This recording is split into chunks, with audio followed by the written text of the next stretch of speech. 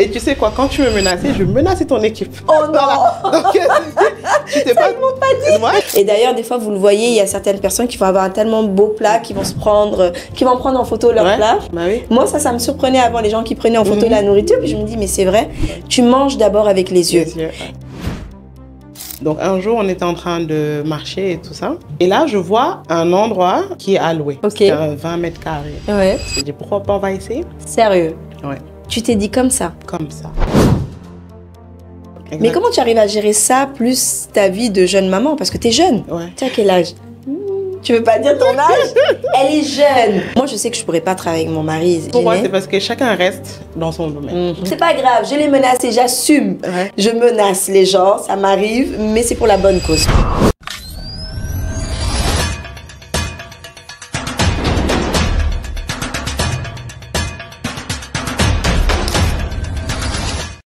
Bonjour, Bonnet.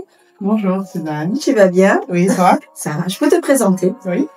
Alors, je vous présente Ngoné Sekba, qui est la propriétaire des restaurants Damas. Je ne sais pas si vous connaissez. Il y a 2 restaurants. Un qui se trouve, le premier se trouve où? Sur la VDN. Sur la VDN. Et le deuxième se trouve en plein centre-ville, sur la rue. À l'époque, on appelait ça Ponty. Maintenant, ça s'appelle comment? Jules Ferry. Non, Boulevard de la République. Boulevard de la République. Ouais. Ah oui, c'est comme ça que ça s'appelle? Ouais. Ok. Et donc Ngoné est déjà à son 2e restaurant, alors que c'était une jeune femme dynamique, maman, entrepreneur. Et par exemple, tout ce que vous voyez sur cette table vient de Damas. Moi, j'ai hâte de goûter instant B. Je veux juste arrêter et goûter. Mais Ngoné est une femme très brillante qui a étudié au Canada, Ouais. si je me trompe pas. Ouais. Et tu es revenue depuis combien de temps au Sénégal? Je suis revenue depuis 2019. 2019. Ouais. Et tu as ouvert Damas quand? En 2020.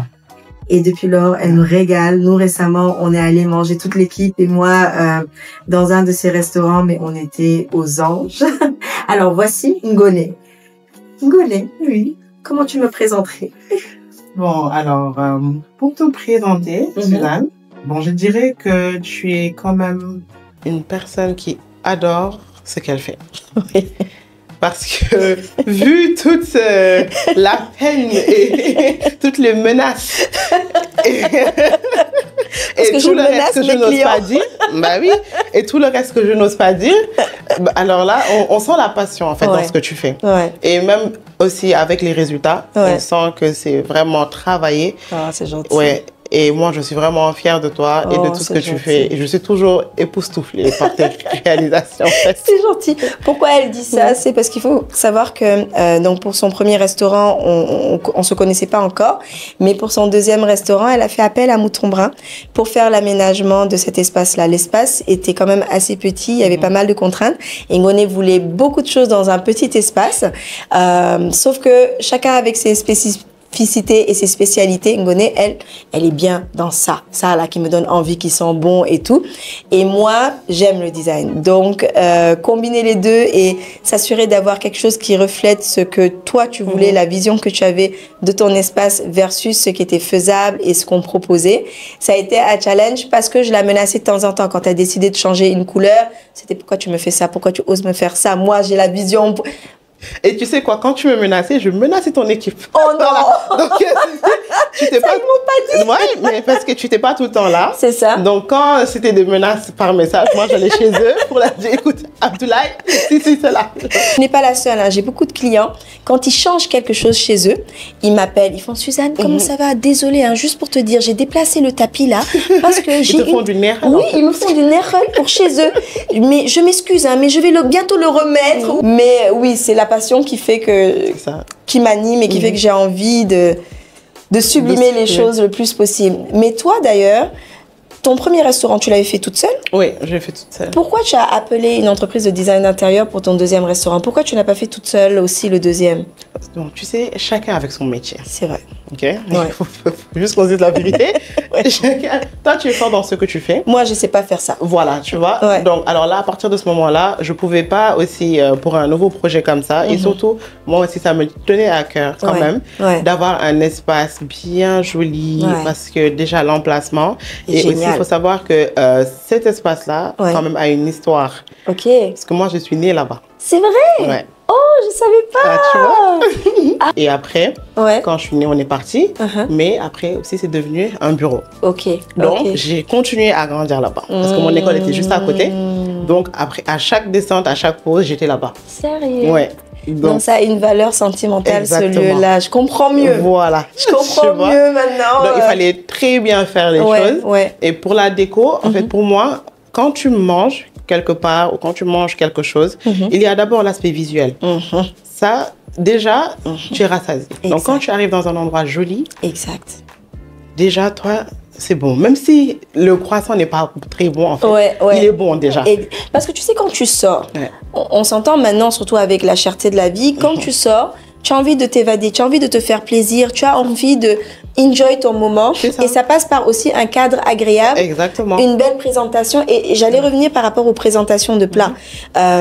Des fois, on peut avoir des plats très, très bons, mais peut-être visuellement, ça paraît un peu décousu. Oui. Ça va être bon quand on va manger, mais peut-être qu'il faut être un peu plus motivé avant de manger ça. Exactement. Alors que le même plat peut être très bon, mais selon la présentation, ça peut tout de suite donner envie de... Et d'ailleurs, des fois, vous le voyez, il y a certaines personnes qui vont avoir un tellement beau plat, qui vont prendre en photo leur plat. Bah oui. Moi, ça me surprenait avant, les gens qui prenaient en photo la nourriture, puis je me dis, mais c'est vrai, tu manges d'abord avec les yeux. Mais toi, comment tu as défini le cadre? Comment tu as défini la clientèle que tu allais avoir? Tu t'es basé sur quoi? Bon, déjà, je me suis basée sur la concurrence, bien sûr, donc sur les gens qui sont autour. Ça, c'est bien. Et ce que je voudrais avoir par rapport à l'espace. Donc, comme je n'ai pas un très grand espace, je ne peux pas avoir les jeunes. Je ne peux pas avoir d'autres éléments qui attirent les jeunes.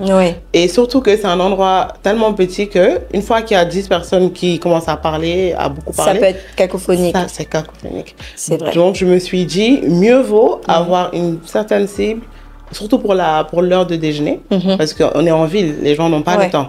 Et surtout, c'est stressant. Donc, tu n'as pas envie d'aller manger et être dans un endroit trop bruyant. C'est vrai, c'est vrai. C'est ton petit moment relax en général avant de reprendre la journée. Voilà. Et là, grâce à ça, justement, on a des clients qui sont réguliers. C'est les mêmes têtes qu'on a tous les jours. Oui. Parce qu'ils savent qu'ils ont leur petit coin sympa, agréable. Et tu vois, ça joue. Ça joue beaucoup. Un jour, j'ai entendu quelqu'un dire à son ami, c'est lui qui l'a emmené là-bas. Il lui a dit, mais comment tu as fait pour découvrir cet endroit? Parce qu'en fait, il faut savoir que quand vous regardez le dehors, vous ne pouvez pas vous douter que c'est comme ça à l'intérieur. Et c'est sur 2 étages. Donc, le premier étage, et ça, je trouve que tu as bien pensé ça, c'est que le premier étage, il y a toute la vitrine, tout ce qu'il y a comme nourriture à acheter et même partir tout de suite si on veut. Et ensuite, à l'étage, il y a, d'ailleurs, tu as trouvé un autre nom qui s'appelle le boulevard, à cet endroit-là, où là, il y a vraiment la salle de repas qui est beaucoup plus gai niveau couleur et autres, agréable. Qu'est-ce qui t'a donné cette idée-là d'aller sur ça? Comment tu as fait pour analyser le tout et te dire, OK, voici mon positionnement? Parce que pour beaucoup de personnes, quand tu commences, tu as plein d'idées. Tu veux faire tout. Mais après, il faut voir si vraiment ce que tu as ciblé est bon.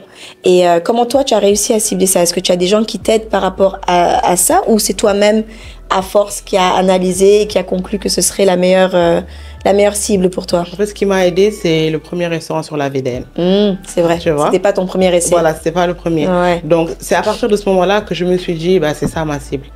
Parce que, bon, les jeunes, ils sont bien gentils. C'est eux qui achètent le plus aussi, surtout. C'est vrai? Ah oui. Ah oui? Eux, ils dépensent. Mais, à côté, tu as quand même la clientèle, peut-être, qui est plus restreinte, mais au moins qui est plus facile à gérer. En fait. Donc, ils viennent, ils mangent vite fait, ils partent. Un autre groupe vient, etc. Et surtout, comme c'est un endroit qui est petit, tu veux pas forcément avoir des gens qui vont rester longtemps. Il faut qu'il y ait un bon roulement. Il faut qu'il y ait un bon roulement. C'est Sinon, vrai. après, ça marche pas. Et après, tu risques d'avoir des frustrés qui vont venir et qui n'auront pas de place. Mais vous n'êtes pas ouvert le soir? Non, on n'est pas ouvert le soir. Toujours en fait, de manière stratégique? Toujours de manière stratégique. Parce que le soir, tu sais, quand tu ouvres aussi un restaurant, il faut que tu te positionnes quelque part. Soit tu fais petit déjeuner, soit tu fais déjeuner-dîner. Mais si tu fais petit déjeuner, ça peut devenir lourd. C'est lourd. Si, par exemple, quand tu penses, moi, quand tu dis petit déjeuner, tu penses toujours à un endroit. C'est vrai, c'est vrai. Donc, si tu es dans un endroit où on te propose petit déjeuner, dîner, tu vas te dire que c'est pas possible de bien faire. Mais est-ce que tu as appris tout ça? C'est juste avec de l'expérience. Autodidacte? Oui, c'est l'expérience. C'est fou, hein? Parce que j'ai pas fait d'études de restauration, j'ai pas fait d'études de pâtisserie, ni quoi que ce soit. Ouais. Mais c'est avec l'expérience quand même. Là, ça va faire 5 ans là. Mais d'où t'es venue l'idée de créer des restaurants? Genre, c'est quoi? C'est juste quelque chose que tu aimes, tu t'es dit je me lance? Non, ou c'est pas du tout. En fait, de base, ouais. J'aime la cuisine, tout ce qui est préparé, etc. Comme beaucoup de gens. Oui. Mais, ce qui s'est passé, c'est que quand je suis rentrée, donc j'ai déménagé de là où j'habitais chez mes parents. Ouais. Donc dans le quartier où j'étais, il n'y avait pas de boulangerie. Donc, ça c'est rare au Sénégal. Ouais. Parce qu'on aime le pain. Hein? Et oui, tu achètes le pain à la boutique. C'est vrai, c'est vrai. Il n'y avait pas de boulangerie. C'est vrai. Donc un jour, on était en train de marcher et tout ça, donc faire le tour. On a vu qu'il n'y en avait pas. Ouais. Et là, je vois un endroit qui est alloué. Ok. C'est un 20 mètres carrés. Ouais. Ah, on s'est dit, pourquoi pas, on va essayer? Sérieux? Ouais. Tu t'es dit comme ça? Comme ça. Parce que tu savais que tu répondais à un besoin et tu t'es dit, je vais me lancer dans ça. Ouais. Mais ça, c'est un esprit d'entrepreneur de dingue, en fait. Ouais. Ce qui s'est passé, c'est que quand on était en train de se promener et tout, c'est ma belle-mère qui a dit, ah, mais ici, on pourrait bien avoir une boulangerie, ce serait vraiment efficace. Ouais, un plus, quoi. Et je me suis dit, mais en fait, on a la même idée. Arrête. Donc, je me suis dit, c'est un signe. Ben oui. Au mieux, ça marche. Et bah, tout le monde est content. Au pire, j'aurais essayé. Et Period. je ne vais pas, en fait, vivre avec tout le temps, tu sais, la culpabilité de me dire, et si... Qu'est-ce que ça aurait donné? Qu'est-ce que ça aurait donné? Et ça, c'est quelque chose qui, pour moi, est tellement important, ce que tu viens de soulever, parce que c'est ça qui bloque beaucoup de personnes dans leur projet. Ils se disent, j'attends d'être prêt, j'attends de maîtriser ceci, j'attends d'apprendre ceci ou cela, alors qu'on réalise pas qu'on apprend mieux et plus facilement sur le tard, même si c'est pas son domaine. Ce n'était pas son domaine de prédilection. Elle aimait la cuisine comme beaucoup de gens aiment la cuisine, mais tu as su saisir l'opportunité, tu as vu qu'il y avait une belle opportunité. Ça aurait pu marcher, ça aurait pu ne pas marcher, mais tu t'es dit, je vais essayer. Donc, au début, ce qu'on a fait, bah, tu t'imagines que... Rien. Non, il faut le faire quand même. Hein? C'est dingue. Donc, voilà, je me suis dit, écoute, on va acheter et revendre. Ok. Donc, ça y est, on commence à chercher les partenaires, etc., etc. Ouais. Donc, au début, j'ai travaillé avec une boulangerie qui était peut-être à 10 minutes de là-bas en voiture. Ouais. Donc, je suis allée les voir. Je peux commencer à goûter en même temps. Mais bien sûr, parce que vraiment, ça me parle. Mais je t'écoute, hein. Je t'écoute attentivement. Tu m'écoutes. Attentivement. Donc, après, bon, au bout de quelques mois, peut-être 6 mois, je me suis dit, je vais chercher une nouvelle boulangerie pour une meilleure qualité. C'est là que m'est venu l'esprit de faire moi-même. Parce que je suis allée rencontrer ces personnes-là. Ils m'ont dit, écoute, c'est beaucoup plus rentable quand tu produis toi-même. Maintenant, nous, on voulait même sortir d'ici et créer une nouvelle boutique quelque part. Donc, on peut s'associer. J'ai dit, ok, on va voir. Je suis rentrée chez moi. J'ai pris un cahier. J'ai fait une colonne comme ça. J'ai fait pour et contre. Après, je me suis dit, bon, il y avait plus de contre que de pour, déjà.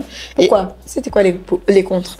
Bon, les contre, c'était parce que, pour moi, en fait, tu n'auras pas l'impression d'avoir réalisé quelque chose parce que tu vas t'associer avec une personne qui a fait des années dans ce domaine-là. Donc, au final, toi, tu n'apportes rien. Seulement, tu suis les gens. En fait, si tu voulais, enfin, on va se dire, si je voulais directement commencer à gagner de l'argent, j'allais m'associer avec ces personnes parce qu'ils sont très bons quand même. Tu sais, tu as eu, les deux attitudes sont bonnes, hein, mais j'avoue que moi, j'ai une préférence pour cette attitude-là parce que le travail, ou en tout cas la rémunération facile, oui, c'est bien, tu as des sous à ce moment-là, tout est beau, mais est-ce que tu as la satisfaction du travail bien fait? Est-ce que tu as la satisfaction de, ok, je l'ai fait moi-même, j'ai galéré, j'ai appris, mais là, je crée de l'emploi, j'arrive à faire ce que j'aime. Il y a une autre satisfaction par rapport à ça. Ce n'est pas juste monétaire. Quand on est entrepreneur, et je pense que là, quand je le dis, je parle à beaucoup d'entrepreneurs, si on était motivé que par l'argent, on trouverait des choses plus faciles à faire. Ouais. Parce qu'on s'entend la restauration, Ouais, c'est pas facile. en tout cas dans le monde, c'est connu pour être un milieu assez difficile, Oui. avec des challenges de prix, de coûts, de personnel. On voit souvent des restaurants qui ferment, qui vivent un moment et qui ferment parce que c'est une gestion assez lourde. En tout cas, mais comment tu arrives à gérer ça plus ta vie de jeune maman? Parce que tu es jeune. Ouais. Tu as quel âge? Tu veux pas dire ton âge? Elle est jeune. J'ai moins de 30 ans en tout cas. Moins de 30 ans, 2 restos. Ouais. Et maman de 2 enfants. Ouais. Machallah. Ouais. Mais en fait, ce qui s'est passé aussi, c'est que au début, mon mari, il est ingénieur. Ok. Donc, il travaillait... Donc lui non plus rien dans ce rien domaine-là. du tout. Mais par contre, il a fait de la génie mécanique. Donc, tout ce qui est machine, il maîtrise ça. Ok. Donc après, quand ça a commencé à prendre quand même de l'ampleur, il a laissé tomber son travail. Sérieux? Et après là, on a commencé à Pour travailler aider. ensemble. Et comment ça se passe le fait de travailler avec son conjoint? Des fois, pour certains couples, ça marche très bien. Pour d'autres couples, il paraît que c'est tendu. Oui. Moi, je sais que je pourrais pas travailler avec mon mari. Non, non, non. Non, j'ose pas imaginer. Pourquoi? C'est parce que chacun reste dans son domaine. Tu vois? Moi, par exemple, si je gère tout ce qui est machine, tout ce qui est personnel ou bien tout ce qui est logistique, etc. Moi, ça, c'est pas mon domaine. Je veux rien savoir. Et moi, je gère tout ce qui est nourriture, tout ce qui est qualité, tout ce qui est ceci, cela, etc. Donc, lui aussi, il veut rien savoir de tout ça. Vous avez fait une bonne répartition des tâches qui fait que vous n'avez pas à rentrer dans la bulle de l'autre par rapport... Ça, c'est génial, ça. Ouais. Parce qu'une fois que tu commences quand même à rentrer dans le travail de l'autre, à un moment donné, même ton ego en prend un peu. C'est clair, c'est clair. Moi, déjà, quand je conduis juste à côté de mon mari et qui critique parce que je conduis pas bien, mais ouais, je te comprends. Ouais. Mais je trouve que c'est bien parce qu'aussi, tu es plus rassuré. Vous avez un intérêt commun. Vous savez qu'à la fin de la journée, si vous avez gagné, ben, vous avez gagné. Si vous avez perdu, ben, vous avez perdu ensemble. Et comment tu fais avec le personnel au Sénégal? Est-ce que tu arrives à... C'est pas toujours évident. C'est pas facile, surtout quand tu es jeune et que tu es une femme. Oui. C'est pour ça que moi, tout ce qui est personnel, je gère pas ça. Parce que déjà dans le milieu de la restauration, de ce que j'entends, des fois pour une femme, ça peut être assez compliqué d'être respectée, entendue et autres. Mais là, dans un milieu où tu es face à une équipe, parce que je me dis déjà juste un restaurant, t'as du monde, 2 restaurants, tu dois en avoir un peu plus. Et la boulangerie qui est à la Médina. Oh, tu as une boulangerie en plus à la Médina. Ouais. C'est là où on produit tout ce qui est pâtisserie, tout ce qui est pain, tout ce qui est pâtes. Waouh. Et l'année dernière, quand même, je suis allée faire une formation dans une école ici. Pour avoir au moins quelque chose. Quoi. Parce qu'ici, rapidement, on te dit qu'est-ce que tu as appris ou bien où sont tes diplômes ou quelque chose comme ça. Mais au moins, pour avoir une certification, en tout cas dans le milieu de la restauration. Et tu vois, pourtant, c'est tellement différent en Amérique du Nord. Hein. Oui. Ici, on est très, quand je dis ici, c'est en Afrique, au Sénégal, on est très diplôme.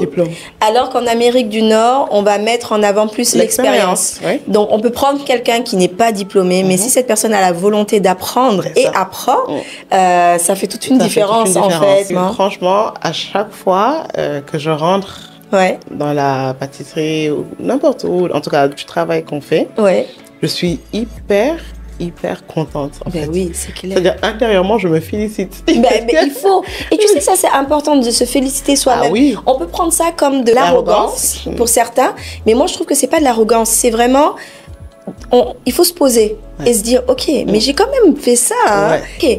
C'était dur, mais je l'ai fait. Donc peut-être que je peux faire plus. Peut-être que je peux faire mieux.